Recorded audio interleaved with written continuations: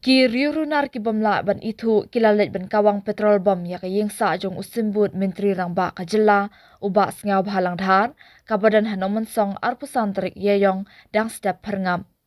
Hadin kani ka jingja nakaliang ki bor pulit kum kilat jingada kilashim ya ki senjam ban pynjur ya ka jingpahara hapo ka ïingsah jong menteri rangba ka jilla ukon rat ki sangma usimbut menteri rangba ubakmi ya katanat kampo yeng uba preston tensong kumju ya ki ïingsah jong ki dekat ka kenhun menteri bat ya ki weipat ki jaka bakong san jong ka sorkar.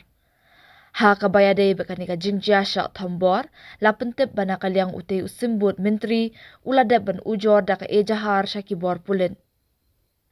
Katkum ka kubor pulit laya thu baki runar kilale ya kate ka kam thombor da ka bakawang petrol bom na kalenti surok ha kaba uni ubom ulalet day ya ka balkani jong kani ka ïingsah usimbut menteri rangba ka jala.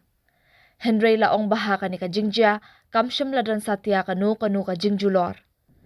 Na kaliang ki bor pulit kila register case halor kani ka jingja, bat ka jing toket kalaya chakmat ban lap dia ni ki beri ke badan keti ha kani ka kam penteriam.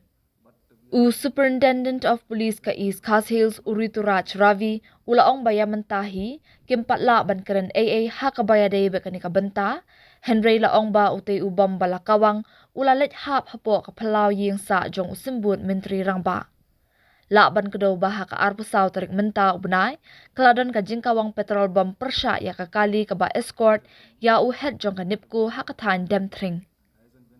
Received one FIR from Sir Deputy CM regarding one object that was hurled at his place, that is in Nongmensong.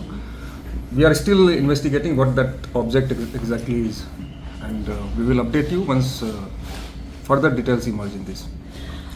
We are not ruling out anything at this stage, but as and when we get more clarity on that, I will update you. Myself visited the PO, and we are investigating it, and one SDPO is IO of that case. That you are referring to is about that convoy of NIPCO director, wherein the rag was a burning rag was thrown on the vehicle, which landed on the escort vehicle.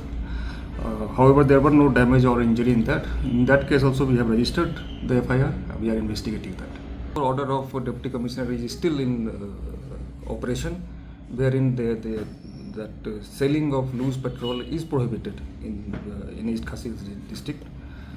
However, in light of these events, we are taking further measures to strengthen security. We are still to ascertain because they saw it only in the morning.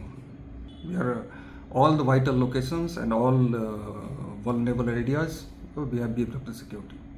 Whether actually it was petrol bomb or what was the nature of the object, I will update you once further details emerge.